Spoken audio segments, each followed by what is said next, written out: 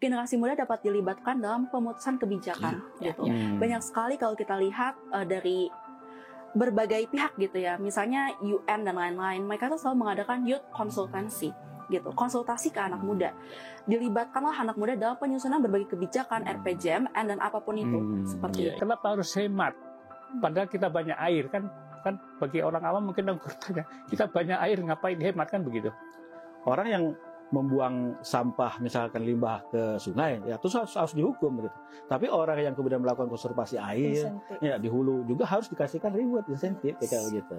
Banyak sekali praktik-praktik yang memang belum dilaksanakan secara sustainable gitu. Ya, memang di dalam cita-citanya Presiden Prabowo dan Wakil Presiden Gibran ini tercantum istilah swasembada air itu sebagai salah satu misi ya, sebagai salah satu asta tergabung di dalam rangkaian intinya adalah mendorong kemandirian bangsa itu melalui swasembada pangan, swasembada energi, swasembada air dan seterusnya. Bagaimana kita kemudian melakukan proses adaptif begitu ya kan? Gitu. Ini kan dua hal yang kemudian harus bisa dijembatani juga. Betul kata Pak. Kali ini ya kesempatan saya untuk menyampaikan ada kritik terhadap istilah swasembada itu kalau bisa diswitch kepada ketahanan air. Deterjen dari lerak gitu kan, deterjen ramah lingkungan, kita lihat ada penelitiannya juga. Kita lihat nih respons dari ibu-ibu kayak gimana, dari masyarakat kayak gimana gitu.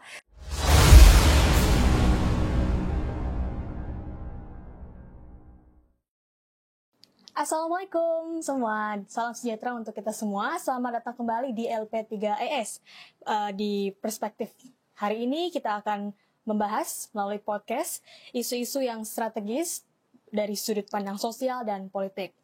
Pada kesempatan ini, kita akan membahas satu isu yang sangat dekat dengan kita, dengan kehidupan hari-hari kita, yaitu air. Bukan hanya tentang mandi atau minum, ternyata air lebih dari itu. Melainkan soal keadilan dan juga bagaimana akses air antar generasi itu sangat penting untuk dibahas secara berkelanjutan. Dari komoditas menjadi hak publik. Bersama saya, Najla Khawla, kita akan menggali perspektif dari 3 narasumber pada kita hari ini yang luar biasa, tentunya expert di bidang ini. Saya perkenalkan dulu, yang pertama ada Kak Arfiana, pendiri Water Nation. Halo Kak Arfiana. Halo. Apa kabar? Baik, luar biasa. Alhamdulillah. Selanjutnya, saya juga bersama dengan Pak Erwan Halil, Direktur Riset LP3ES. Selamat sore, Bapak. Selamat sore. Sore, kabar baik, Pak? Alhamdulillah. Alhamdulillah. Sehat. Dan yang terakhir tentunya, yang paling senior di antara kita secara wawasan tentunya, Pak Guswanto, peneliti senior LP3ES, sekaligus mantan anggota Dewan Sumber Daya Air Nasional. Selamat sore, Pak. Sore. Sore, kabar baik, Pak? Alhamdulillah. Alhamdulillah. Saya juga baik, kita semua baik. Jadi hari ini hari yang baik ya. Insya Allah. Insya Allah. Baik, langsung saja kita masuk ya. Rasanya kita semua sudah terlalu banyak bersinggungan dengan isu-isu yang ada di sekitar kita ya. Dalam sebulan, setahun kebelakangan terakhir. Kita perlu refreshing isu-isu yang sangat dekat dengan kita tapi tertimbun kiranya begitu.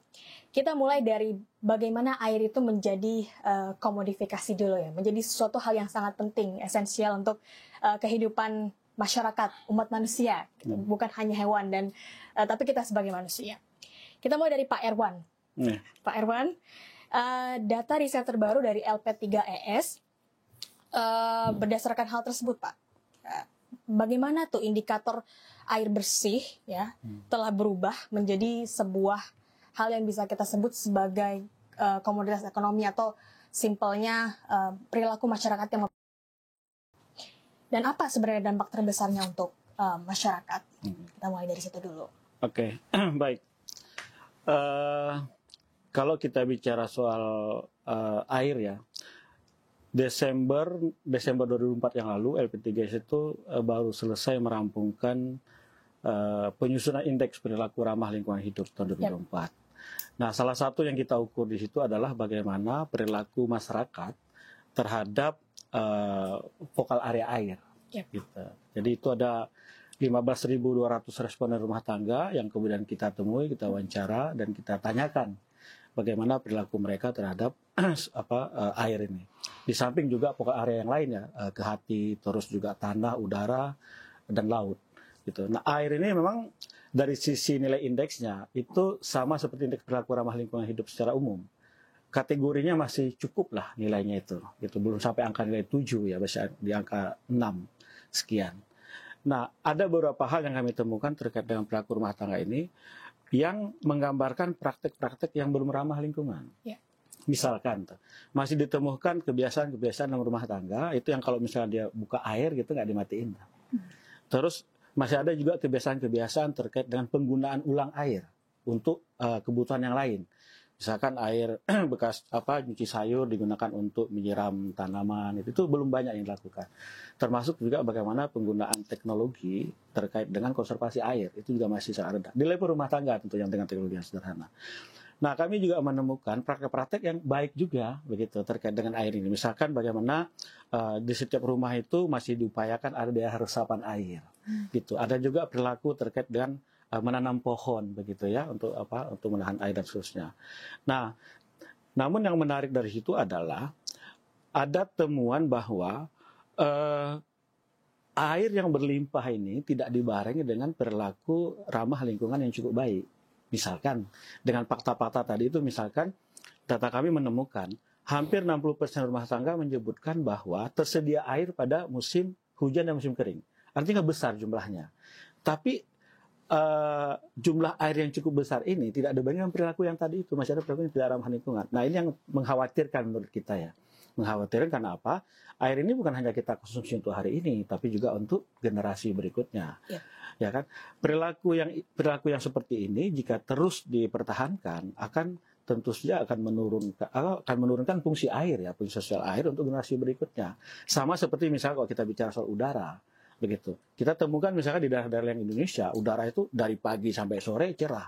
Tapi di Jakarta itu udara kalau udah mulai siang udah mulai itu, ya kan? Kayak berkabut begitu. Nah, air pada titik tertentu suatu saat begitu ya. Jika perilakunya tidak dirubah, terus konservasinya tidak dilakukan dan seterusnya, begitu. Juga akan mengalami hal yang sama begitu.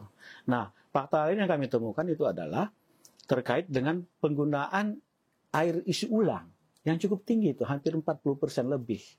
Sebagai 40% lebih, Pak. Untuk apa? 40%. Untuk minum dan juga untuk memasak. Iya. Gitu. Memang akses terhadap sumber air besar ya, hampir 90% rumah tangga sudah mengakses air. Tapi kalau bisa kita gali lebih lanjut, ada 40% itu air isi ulang.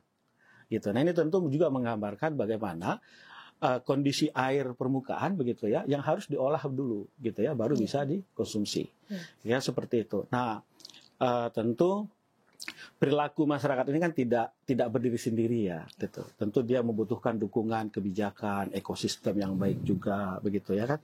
Terus dukungan masyarakat juga terkait bagaimana kemudian upaya-upaya untuk pelestarian sumber daya air ini bisa terus dipertahankan. Nah, dalam konteks kebijakan, pemerintah tentu sebagai pemangku kebijakan utama begitu ya, tidak bisa hanya menghukum misalnya saya begitu ya. Tapi juga harus memberikan insentif dan penghargaan kepada inisiatif-inisiatif yang dilakukan oleh siapapun begitu ya terkait dengan konservasi air ini. Misalkan beberapa komunitas adat di Papua itu mereka betul-betul menjaga mata air mereka begitu ya kan. Pun juga beberapa inisiatif terkait dengan misalkan sekarang ini udah banyak riset-riset bagaimana kemudian air laut itu bisa digunakan untuk air bersih gitu, digunakan daerah sulit air dengan menggunakan matahari gitu kan, panel surya. Nah, inisiatif ini kan perlu didorong juga gitu, perlu didorong dengan kebijakan sehingga kemudian sekian persen yang belum bisa mengakses air bersih itu kemudian bisa menggunakan air bersih juga. Nah, konsep keadilan kan harus seperti itu juga gitu, di samping antar generasi juga antar wilayah, karena faktanya kita masih menemukan juga walaupun kecil begitu ya, itu sebagian dari masyarakat kita yang belum bisa mengakses air bersih. Kira-kira seperti itu. Iya. Saya lihat esensialitas air yang begitu dalam ya, Pak. Tapi ini jadi diskusi sendiri gitu. Bagaimana jika air itu menjadi salah satu hal yang penting, terutama untuk semua, bahkan untuk masyarakat yang sulit mengakses itu. Tapi di satu sisi ada masyarakat lain, kita bicara soal perilaku ya, yang masih jauh dari yang namanya konsep pelestarian air yang tadi recycle, terus juga penggunaan kembali. Ini dalam kacamata seorang riset ini, bagaimana sebenarnya cara menjembatani antara perilaku yang kurang baik sementara di sisi lain ada kebutuhan gitu Pak? Ya, memang ini merubah perilaku itu bukan perkara yang mudah tentu saja. Apalagi ini ada kebutuhan gap antar generasi. Yep. Misalkan begini, ini ada generasi yang hari ini sudah berjalan begitu ya dengan perilakunya tadi itu yang di angka 6, sekian itu. Terus ada juga generasi yang memang kita inginkan ke depan, gitu, generasi yang lebih ramah lingkungan. Artinya ada generasi-generasi yang memang kita perlu ada effort begitu terkait dengan pengetahuannya. Ada juga generasi yang memang perlu kebijakan untuk memperbaiki perilakunya, begitu. Yeah. Contoh misalkan ya, pemerintah tuh punya inisiatif sekolah adiwiyata misalkan. Yeah. Nah sekolah adiwiyata ini kan untuk sekolah-sekolah dasar begitu ya. SD, SMP. Nah, perilaku ramah terhadap air ini udah bisa didorong sejak awal, sejak dini gitu. Sehingga nanti pada titik tertentu kita bisa menghasilkan generasi yang lebih ramah lingkungan gitu, terutama sumber air. Nah, untuk generasi yang sedang berjalan ini tentu kebijakan, ekosistem lingkungan dan berbagai hal tadi itu penting gitu. Orang yang membuang sampah misalkan limbah ke sungai ya terus harus dihukum gitu. Tapi orang yang kemudian melakukan konservasi air ya di hulu juga harus dikasihkan reward insentif kayak gitu. Yeah. Nah, ini cara yang seperti ini bisa dilakukan begitu agar nanti air ini betul-betul bisa memberikan layanan ya selama mungkin gitu terhadap kebutuhan untuk menjadi kebutuhan masyarakat. Iya. Kayak gitu. Saya sepakat begitu, bagaimana upaya itu perlu dilakukan bukan hanya dari level pemerintah, tapi pemerintah memang salah satu stakeholder utama ya, tapi masyarakat dimulai dari kesadaran ya Pak. Oke Pak, kita rehat dulu untuk komunitas air. Saya akan pindah ke perspektif generasi muda. Saya ingin langsung ke Kak Arfiana. Halo Kak Arfiana. Halo. Ya.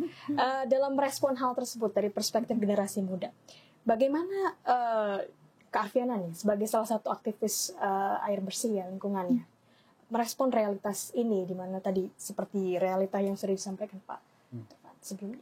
Oke, betul. Ya, terima kasih. Saya sangat setuju gitu ya. Apalagi kalau kita ngomongin soal air merupakan sesuatu yang sangat kompleks gitu. Air, kita hidup berdampingan dengan air sebagai makhluk hidup yang nggak cuma hanya kita sebagai manusia, tapi juga agriculture gitu ya, atau mungkin kayak pertanian, beririgasi, dan segala macam kegiatan industri pun perlu air. Seperti itu. Air adalah sebuah isu yang sangat kompleks dan air dibutuhkan di mana saja. Dan itu adalah hal yang esensial. Dan kita pernah dengar gitu ya, kalau misalnya air merupakan hak untuk hidup gitu kan, hak manusia gitu. Water is the part of human rights gitu kan, kalau di dalam bahasa Inggris. Dan saya sebagai generasi muda, generasi Z gitu ya, banyak sekali perubahan-perubahan yang terjadi gitu. Contohnya, sekarang kalau kita ngomongin soal branding, soal consumer gitu, consumer ini sudah mulai beralih ke produk-produk yang lebih ramah lingkungan.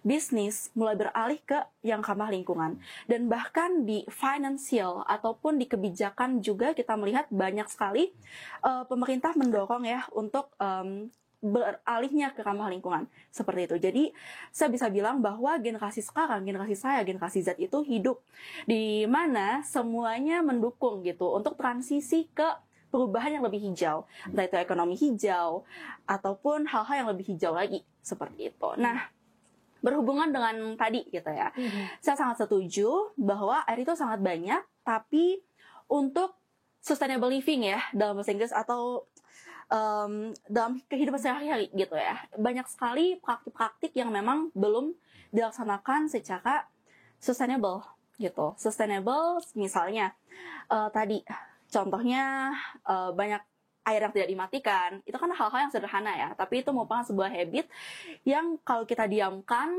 yang tidak terjadi awareness di fase sebelumnya, di generasi-generasi sebelumnya, tidak seperti generasi sekarang yang memang sosial media mulai mengkampanyekan isu iklim, kebijakan yang lebih banyak gitu ya di transisi ke perubahan iklim seperti itu, memang sangat sulit gitu, karena itu sudah tertanam, behavior seperti itu sudah ada dari bertahun-tahun gitu lamanya. Nah, itu mungkin salah satu perbedaan ya antar generasi. Nah, ini saling melengkapi gitu. Misalnya, kalau di rumah gitu kan dengan orang tua saya ajak gitu untuk memakai deterjen ramah lingkungan, untuk kita mulai menghemat energi, menghemat penggunaan air. Saya sendiri pun pernah gitu ya untuk magang di salah satu perusahaan AMDK, dan jadinya lebih paham juga, oh ternyata ada nih beberapa filtrasi, kontrolnya kualitasnya seperti apa gitu kan. Bahkan saya sendiri jadi lebih sensitif gitu terhadap air. Di rumah bahkan pakai filter air lagi gitu kan sebelum dikonsumsi jadi air minum gitu. Jadi nggak cuma hanya air minum aja gitu yang kita dapetin, tapi saya pakai lagi gitu filter air baru saya minum, karena akan terasa berbeda sekali perbedaannya ketika saya meminum air seperti itu. Jadi memang satu lagi gitu ya, poinnya adalah yang pertama, kalau air itu kompleks gitu kan, air digunakan oleh segala banyak hal, segala bentuk aktivitas kita, segala makhluk hidup, dan water is the part of human rights. Dan yang kedua, kita lihat bahwa generasi sekarang didukung oleh kebijakan-kebijakan yang memang terus termodernisasi. Dan yang ketiga adalah praktik-praktik yang memang sudah ada, perlu ada jembatan gitu ya, lintas antar generasi untuk saling mengingatkan juga, seperti layaknya saya dengan orang tua saya, seperti itu. Iya, ya saya setuju. Memang kita perlu bridging ya untuk hal ini gitu, karena Gen Z saya juga Gen Z gitu kan. Tapi satu hal yang menarik saya dengar dari apa yang Anda kakak baru sampaikan adalah tentang awareness ya. Ada link dengan yang Bapak sampaikan sebelumnya. Lalu saya ingin masuk sedikit tentang awareness, tentang inisiasi yang kakak buat ya. Water Nation. Apa yang membentuk kakak membentuk Water Nation ya? Dan bagaimana ceritanya? Kalau tadi sudah dipaparkan dikit ya, sekarang kita lebih dalam. Ini tentang inisiasi generasi muda. Ini biar kedepannya kita bisa gampang mengelaborasinya nih. Baik. Kilas balik ya ke tahun 2020, waktu itu di bangku kelas 2 SMA, punya mimpi yang sangat luar biasa gitu ya. Oke, nanti kuliah mau apa gitu. Oh, ingin di sini nih gitu ya, di hubungan internasional gitu kan. Mulai menggali-gali lagi, menggali-gali isu. Mungkin salah satunya juga SDGs gitu ya. Yang mungkin di tahun 2020 gitu ya. Mungkin masih terdevelop atau seperti apa, itu sudah cukup lama, saya juga masih SMA gitu kan ya. Umur 16 tahun dengan nekatnya gitu melihat sebuah inisiasi di luar sana.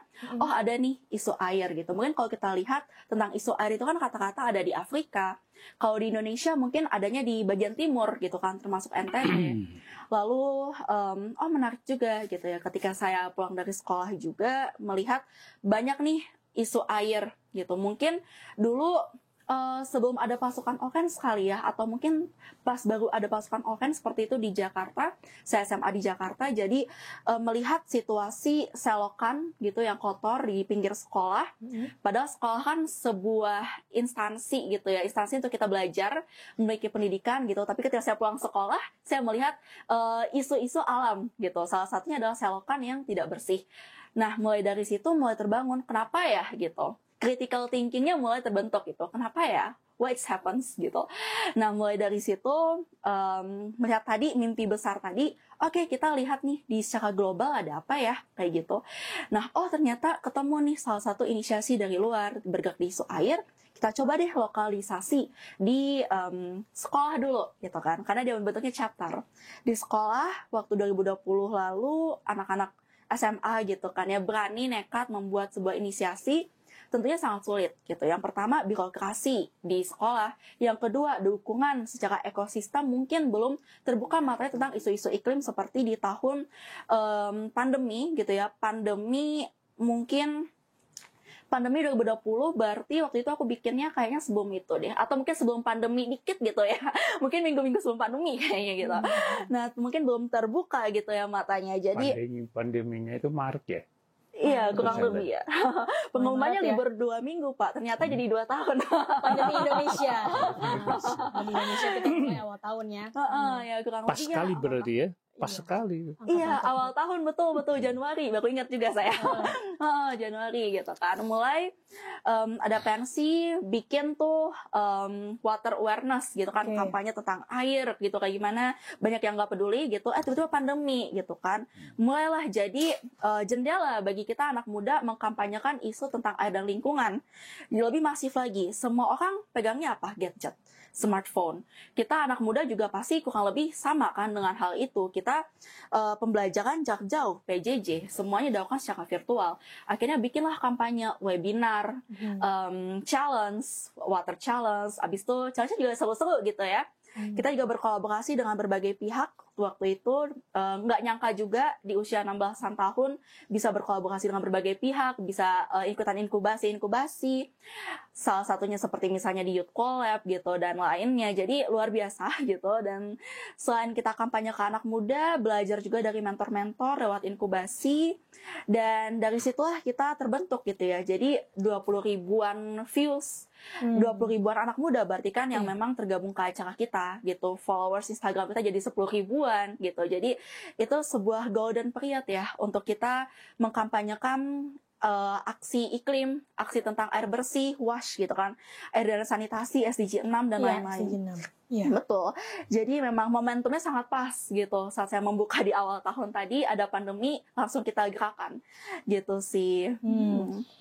Ya, apa ya? Saya melihat momentum yang dimanfaatkan dengan baik gitu. Karena banyak Pak ternyata di luar sana juga anak muda itu memanfaatkan peluang ini untuk isu-isu dan kampanyenya mereka gitu. Dan salah satunya yang Golden Age-nya Water Nations yang digagas sama Kak Arfian. Jadi ada berkah juga ya. Iya, sebetulnya gitu. Harus terbuka terus ya Pak. Iya. Kakak ini kan extensions of the missions yang dibuat oleh UN ya tentang SDG nomor 6 itu tadi. Adakah pengalaman lapangan ya bersentuhan langsung dengan air, dengan masyarakat gitu yang membekas? Kita mau dengar sharing sedikit saja tentang itu. Silakan. Oke, cocok banget nih sama temanya ya, antar generasi, lintas generasi. Jadi di beberapa tahun yang lalu ya 2020-2021 gitu kita mengkampanyekan seru-seru gitu ya. Namanya juga kita mengkampanyekan bukan cara yang bosan gitu kan ya kalau untuk anak-anak muda. Jadi salah satunya misalnya kita sharing nih, nggak cuma sharing lagi minum, sharing misalnya fotoin selokan di rumah masing-masing. Atau mungkin kita waktu itu saya dan teman-teman relawan kita ke area Pulau Gadung kayak gitu untuk coba nih kita bagi-bagi deh deterjen dari lerak gitu kan, deterjen ramah lingkungan. Kita lihat ada penelitiannya juga. Kita lihat nih respons dari ibu-ibu kayak gimana, dari masyarakat kayak gimana gitu. Setelah pemakaian seminggu kita coba telepon lagi, ada nih beberapa yang bilang oh busanya kurang nih gitu dan lain-lain. Jadi memang betul tadi ya tentang sustainable living gitu kan. Kalau misalnya kehidupan gitu ya, atau mungkin habit yang dulunya memang sudah tertanam mungkin akan sulit gitu ketika terjadi perubahan transisi ke yang ramah lingkungan. Nah itu salah satu PR juga gitu kan ya. Tapi itu kan mungkin generasi yang memang sudah di boomers ya kalau kita bilang ya. Kalau generasi sekarang mungkin lebih happy gitu kan, lebih senang gitu kalau lihat oh ada yang nggak terlalu berbusa nih. Karena beberapa waktu yang lalu juga di bulan Februari ya, Januari-Februari tahun ini kita coba menggapai komunitas di Bali gitu ya. Nah salah satunya ada yang tangannya itu dia sangat sensitif terhadap deterjen. Kita coba kasihkan, kamu coba deh pakai deterjen lerak gitu. Selain ini juga nggak mengotori gitu kan ke selokan kita gitu, ke air. Kayaknya ini cocok deh gitu untuk kamu yang punya kulit sensitif gitu kan. Ternyata dia pakai dan itu bagus gitu hasilnya. Jadi kita cukup senang gitu ya dengan kampanye-kampanye yang aksi-aksi yang unik gitu. Ternyata itu bisa mengubah gaya hidup masyarakat kayak gitu sih. Iya. Ngomongin soal lerak ya Kak, itu relate dengan saya sedikit cerita. Saya kan orang arkeolog ya, jadi konservasi juga tapi di bidang artefak tekstil. Waktu itu kain batik. Sekarang mereka sudah mulai transisi Kak, pakai lerak juga buat nyuci karena selain bagus untuk tangan tadi ya dia less damage, ternyata untuk kain dan tinta dari batiknya itu dia menjaga supaya nggak hancur. Kalau pakai deterjen dia agak keras. Jadi solusi yang lerak itu tadi baik untuk dikembangkan lagi dan lagi Pak. Cuman adanya cuma di kampung lerak ya. Iya, itu gimana tuh Kak? Untuk akses buah lerak tuh gimana tuh? Iya, kebetulan memang kalau kita itu ada pertanian gitu di Cepu, tapi kita baru pilot sih. Sebelumnya kita memang sourcing dari UMKM yang ada di daerah Jawa kan, Jawa Tengah terutama kan, yang memang penghasil batik kayak gitu. Nanti kebetulan saya sore ini mau ke Jogja gitu, mau ke Cepu, mau tanam leraknya gitu. Oh, lerak di situ ya? Iya. Kembangkan di Cepu itu?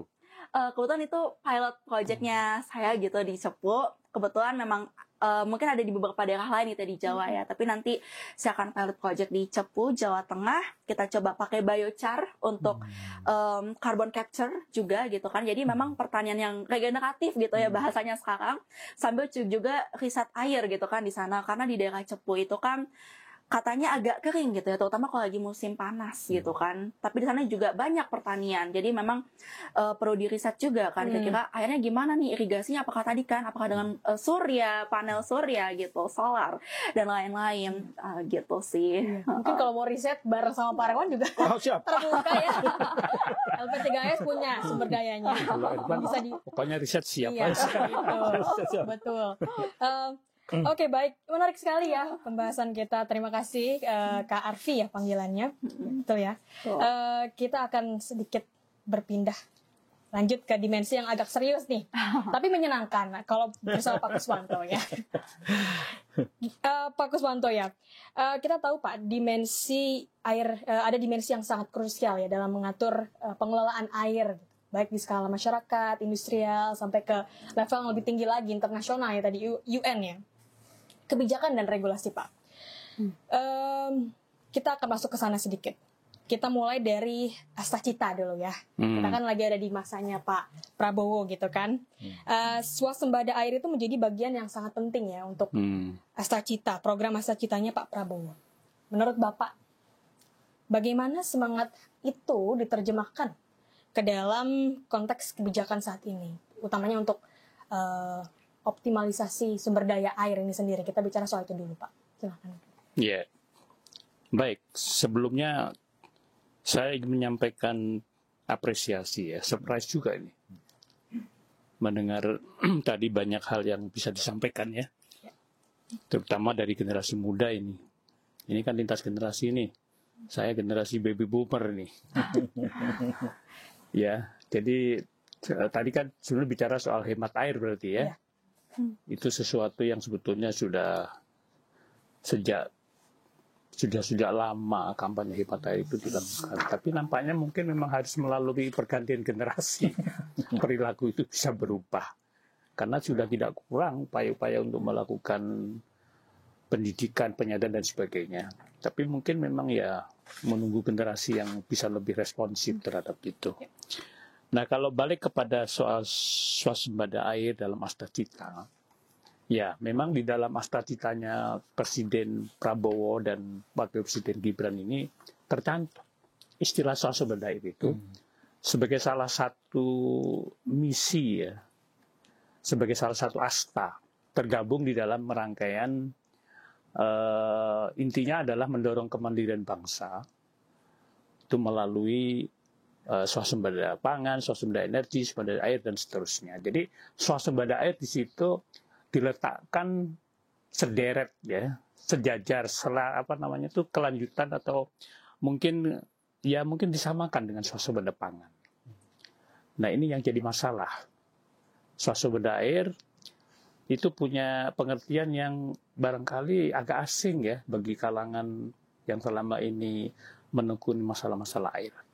Kalau swasembada pangan kita sudah tahu, ya istilahnya ya itulah konteksnya berarti kalau nggak bisa produksi dalam negeri ya import. Tapi swasembada air ini tidak bisa dimaknai seperti itu. Tidak ada import air dalam konteks persoalan di Indonesia itu. Kita punya cadangan air itu nomor 4 di dunia itu. Kurang lebih 3,9 triliun meter kubik per tahun. Lebih besar itu nomor 4, yang pertama itu Brasil itu luar biasa, dia bisa 8, sekian triliun meter kubik. Itu adalah data yang dari FAO ya. Tentu itu data yang hitung-hitungan lah ya, dari curah hujan, kemudian dari air permukaan sungai dan sebagainya. Brasil kan memang punya sungai besar, Amazon. Lalu di bawah itu ada Rusia juga cukup besar. Kemudian Kanada, dan kita yang nomor 4. Menurut FAO 2,8, tapi menurut hitungan Puslitbang Air itu dengan metode yang agak berbeda, itu malah lebih tinggi, 3,9 triliun meter kubik. Kita kalau bayangin seberapa itu di rumah kan kita punya kubikan air itu ya. Itu triliunan jumlahnya. Tapi itu potensi. Ya istilahnya air yang bisa kita manfaatkan sebetulnya oleh keunggulan alam di Indonesia ini. Cuman dari jumlah seperti itu ternyata yang bisa dimanfaatkan itu hanya kurang lebih 17% atau 600 sekian miliar meter kubik per tahun. Itu yang istilahnya yang jumlah yang bisa dimanfaatkan. Tapi yang bisa dimanfaatkan itu bukan berarti yang sudah dimanfaatkan. Yang sudah dimanfaatkan lebih kecil lagi. Cuma 175 miliar meter kubik kurang lebih. Harus diolah lagi ya Pak? Iya, artinya yang itu harus disediakan, harus dibangun prasarana. Oke. Ya, jadi yang itu baru kecil sekali. Kita punya banyak sumber daya, cuman yang mampu kita gunakan manfaatkan itu baru berapa? 1,9 dari sekian triliun tadi itu. Artinya apa? Sebetulnya kita dari segi sumber daya ini sangat kaya, ya. Dari curah hujan, dari sungai itu ada sekitar 5.000 sekian sungai di Indonesia, danau itu sekitar 800-an, banyak. Tapi masalahnya kenapa harus hemat kan begitu tadi ya? Kenapa harus hemat? Padahal kita banyak air kan bagi orang awam mungkin bertanya, kita banyak air ngapain hemat kan begitu? Karena kita dibatasi oleh kemampuan untuk menyediakan. Kemampuan kita membangun prasarana itu masih sangat kecil dari kebutuhan. Kemarin ada program membangun waduk dan sebagainya. Dengan waduk yang diselesaikan pada zaman Pak Jokowi itu, yang 65 yang baru itu ya, itu nanti kurang lebih menurut data atau menurut informasi yang disampaikan, selama ini sebelumnya kita punya ada ukuran, ada rasionya, yaitu tampungan air di dalam waduk itu dibagi per kapita. Itu sebelumnya sekitar 54 meter kubik per kapita per tahun gitu. Tapi setelah dibangun waduk 65 selesai, jumlah waduk kita akan bertambah sekitar 292, yang tadinya sekitar 229. Itu nanti akan bisa bertambah menjadi 70 sekian ya meter kubik per kapita. Tapi itu masih jauh dari Thailand. Thailand itu 1.000 lebih meter kubik per kapita. Masih jauh dari Cina, itu ribuan meter kubik yang bisa disediakan. Jadi kita itu kalau dilihat dari situ, betul punya potensi yang besar, tapi kemampuan kita untuk menyediakan itu masih sangat terbatas. Oleh karena itu, maka ada krisis tetap. Ya, tetap saat-saat kita kemarau misalnya, itu selalu ada yang masih harus dibantu untuk memenuhi kebutuhan airnya. Kita kan setiap tahun selalu ada berita daerah ini berteriak kekeringan, harus antri air di mana saja pada waktu kemarau. Padahal kalau misalnya ada kemampuan untuk menyediakan itu dalam sistem yang siap, ya saat kemarau ya di situ cadangan itu dimanfaatkan. Tapi selama ini ya selalu begitu, dan selalu begitu tiap tahun, seperti kita ini seperti bangsa yang nggak belajar dari pengalaman. Kenapa yang seperti itu tidak diatasi langsung untuk mengatasi, untuk memberi solusi? Nah, itu salah satu wajah dari bagaimana pengelolaan sumber daya itu dilakukan di negara kita. Nah, kembali ke soal swasembada. Swasembada itu kalau pengertian awam kita kan berarti bisa memenuhi kebutuhan itu dengan kemampuan kita sendiri. Ya, memenuhi kebutuhan air itu atas dasar kemampuan kita sendiri. Tapi untuk air nampaknya pengertiannya berarti kemampuan untuk membangun prasarannya guna memenuhi kebutuhan air kita sendiri. Tapi soal air ini bukannya soal pemenuhan kebutuhan. Air itu ada juga ada 3 persoalan di dalam air itu yang sangat terkenal. Too little, sangat sedikit. Too dirty, kotor. Dan too much. Jadi 3 pokok air itu ada terlalu sedikit, ada terlalu banyak, menimbulkan banjir, bencana, dan atau too dirty, pencemaran. Nah, swasembada itu hanya menjawab too little, atau mungkin juga swasembada pemenuhan kebutuhan sesuai dengan kualitas. Pencemaran juga begitu. Tapi dia tidak menjawab soal daya rusaknya.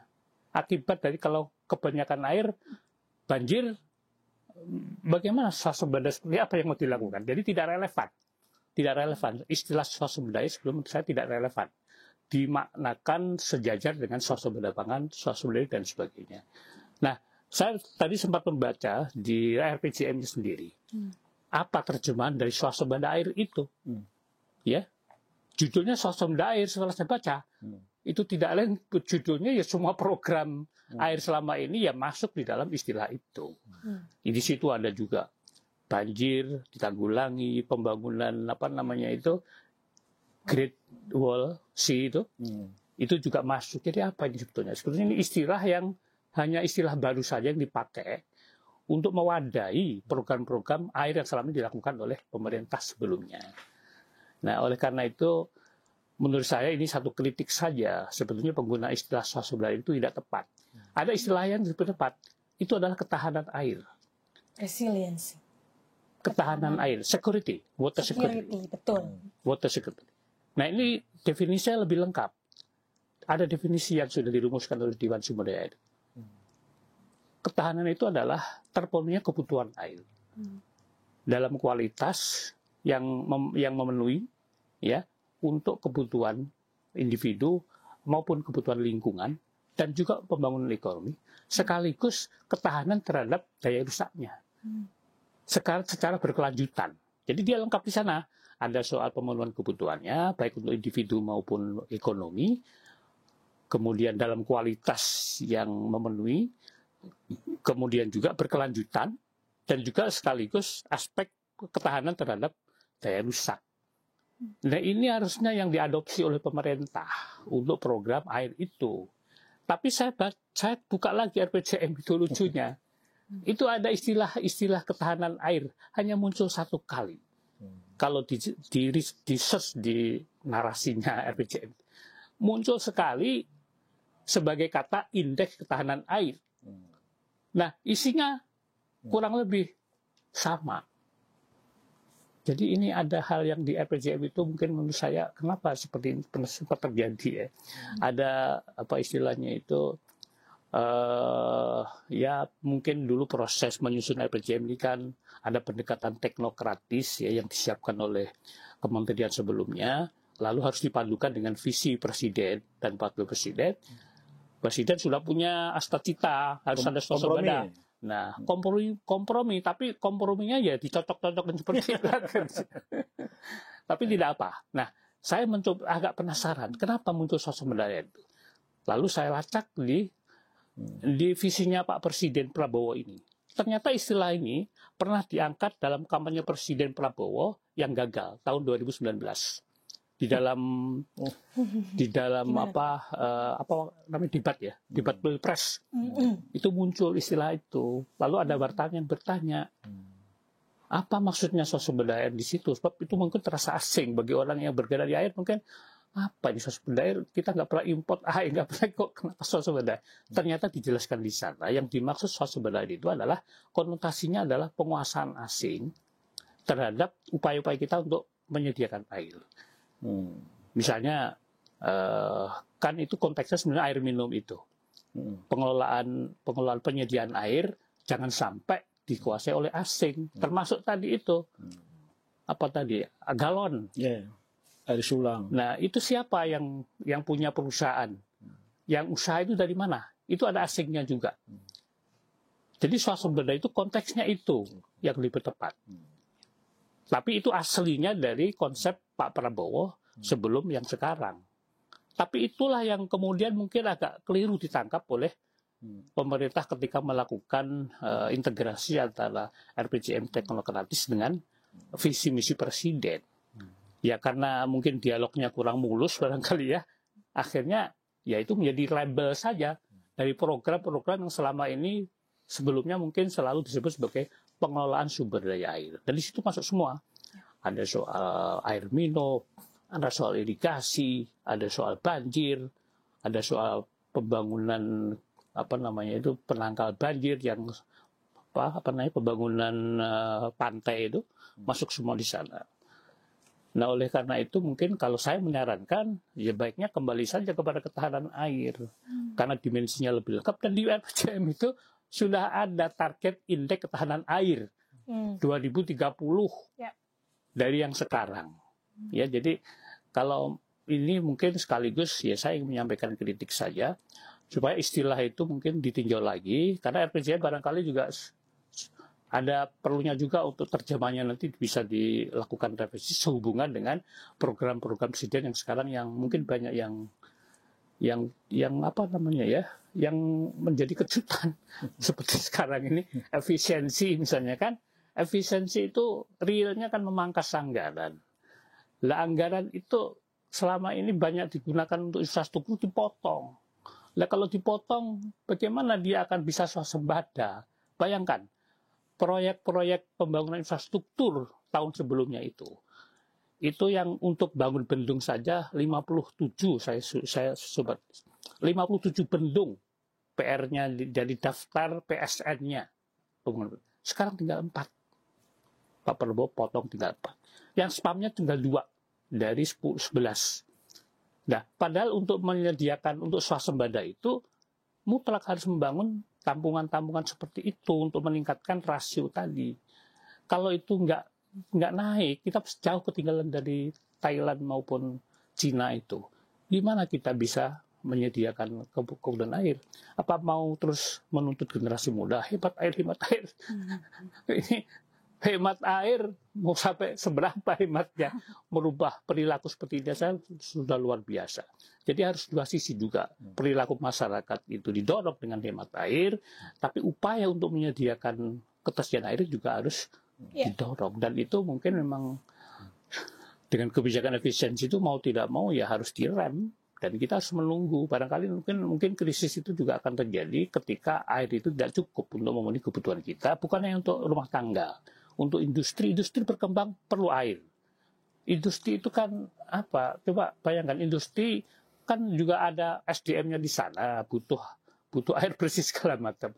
Kalau dia misalnya nggak dapat air dari PDAM, dari mana dia dapat? Jadi itu mendukung pertumbuhan ekonomi.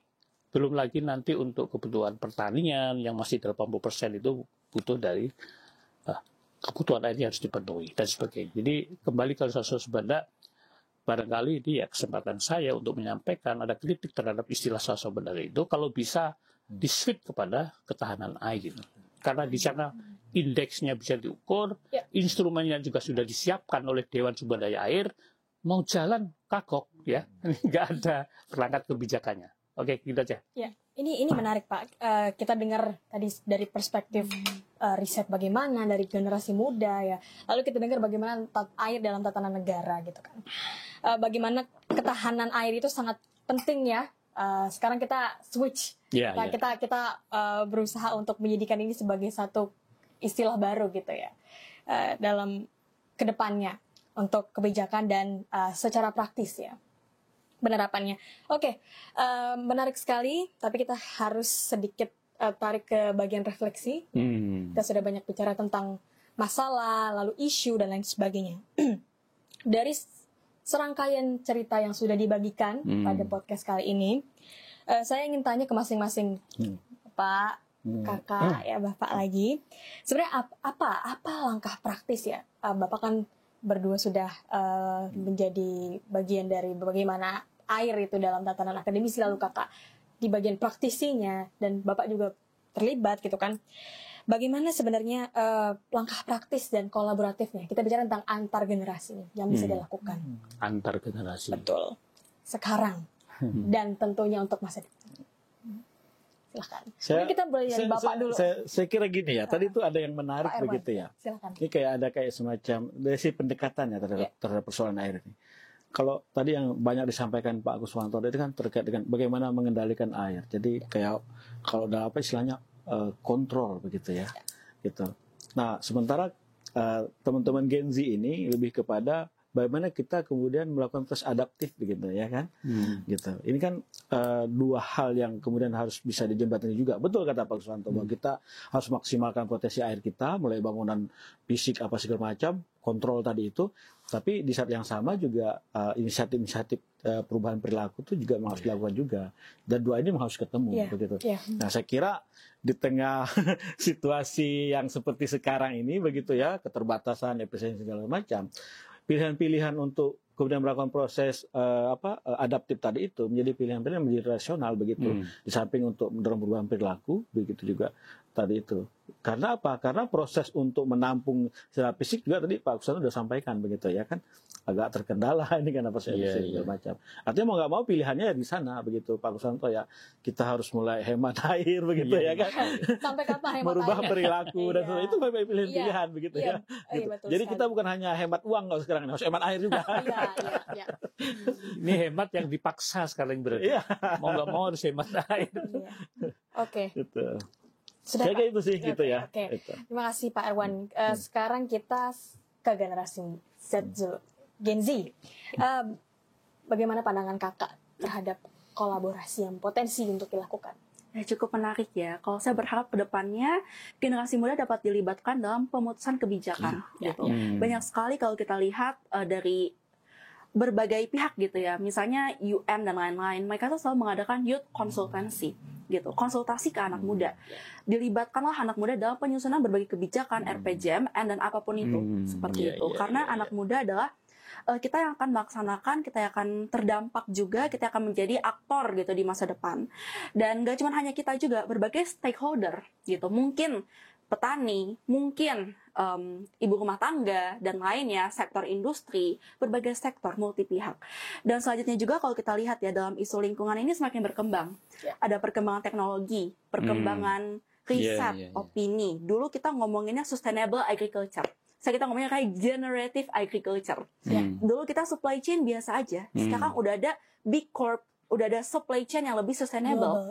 Dulu kita ngomongin financing, it's just a finance gitu. Sekarang kita udah ngomongin sustainable financing. Dulu kita ngomongin water aja, sekarang udah ada DRR. Ekonomi biru. Water credit, semuanya semakin berevolusi.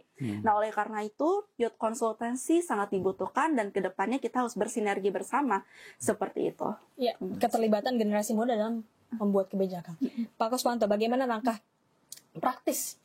Ya, saya kira saya mendapatkan energi ya dari generasi muda ini luar biasa.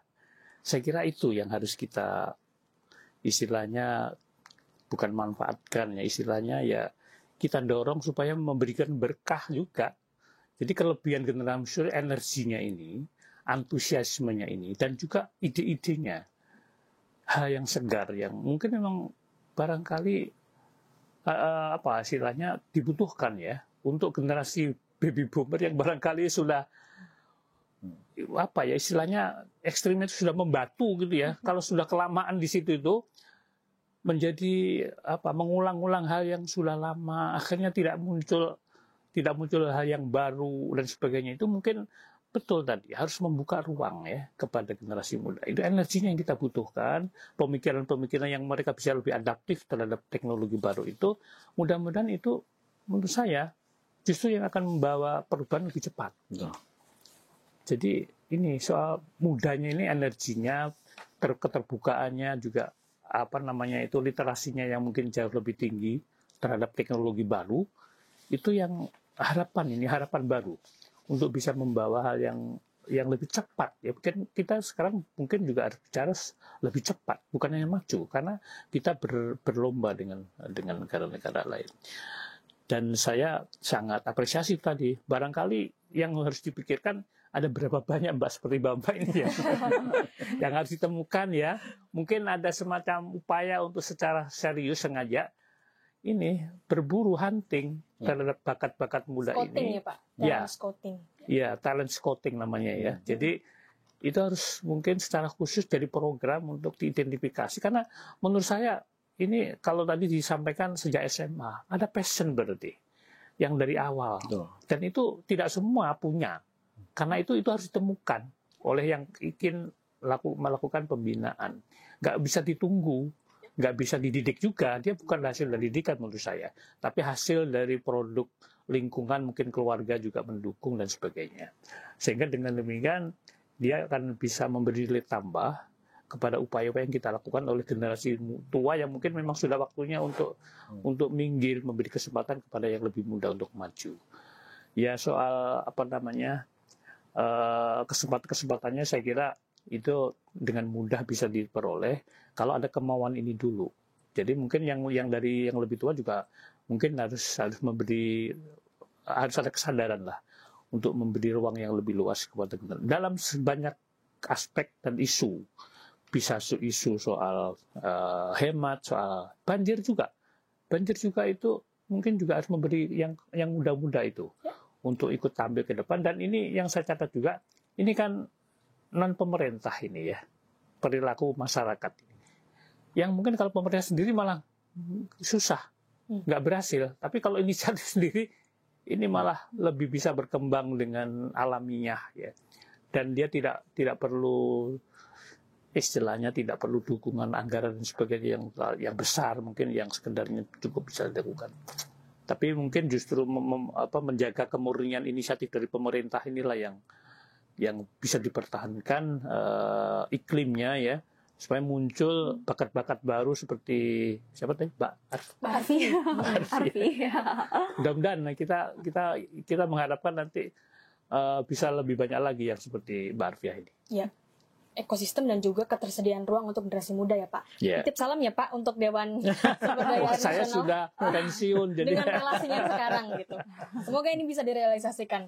Pak Irwan, kita ke pertanyaan terakhir Pak Irwan sebelum kita closing. Kita ke Pak Irwan lagi. Kita ini lebih ke refleksi banget nih. Pembuat kebijakan muda.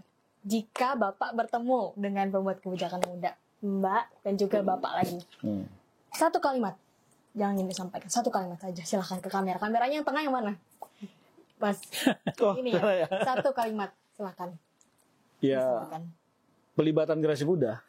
Melibatkan generasi muda. Itu saja? Ya, terima kasih Pak Arfiana, singkat padat dan memang itu yang kita perlu. Oke, Mbak Arfiana terakhirnya, karena generasi muda kan, silakan Bapak. Satu kalimat kepada pembuat kebijakan generasi muda. Silakan ke kamera. Ya, terus maju, berkembang dengan bakat, dan menangkap peluang-peluang baru untuk kemajuan bangsa kita. Terima kasih Pak Kuswanto. Terakhir, satu kalimat untuk rekan-rekan generasi muda yang duduk di parlemen. Silahkan, tentang air. Kolaborasi dan bersinergi multi pihak, karena multi pihak itu perlu didengar dan juga perlu aksi yang nyata. Terima kasih. Aksi yang nyata, kolaborasi dan dukungan terhadap bakat. Betul ya Pak? Setuju, sepakat Mbak? Sepakat. Oke. Terima kasih diskusi yang menarik ya. Cuman kita harus menutup perbincangan yang seru hari ini dengan say goodbye untuk next episode lagi. Kita simpan dulu energinya. Iya. Banyak sekali yang kita dapatkan insight di sore hari ini melalui diskusi tentang air. Ternyata air bukan hanya tentang konsumsi dan lain sebagainya, tapi tentang ekonomi, tentang bagaimana okupansi negara dalam memprovide itu, menjaga ketersediaan itu, menciptakan ketahanan, lalu bagaimana riset berpengaruh juga dalam menentukan bagaimana nih iklim konservasi air ke depannya, upaya-upaya yang bisa dibangun ke depannya, alternatif apa yang bisa disediakan, dan Gen Z dengan segudang inovasinya gitu. Kita lihat banyak sekali harapan untuk ketersediaan air di masa yang akan datang. Itu yang rasanya bisa menjadi insight bagi podcast kita hari ini. Terima kasih banyak untuk narasumber hari ini. Saya senang sekali bisa berbincang. Untuk Anda yang sudah menonton, juga waktu yang sudah diberikan, terima kasih banyak. Air adalah kehidupan. Tapi lebih dari itu, biarkan saya membacakan teks ini karena ini sangat sangat dalam. Air adalah kehidupan, tapi lebih dari itu ia adalah warisan. Kita punya tanggung jawab untuk memastikan generasi yang masa depan tidak hanya mengenal air dalam botol, tapi juga mata air yang adil. Seperti itu. Oke, terima kasih demikian untuk podcast hari ini. Jangan lupa untuk tonton terus channel YouTube LP3S dan follow Instagram Scholarium.co di Instagram, dan sebarkan diskusi ini ke semua lini-lini jaringan Anda. Sampai jumpa di next episode. Terima kasih.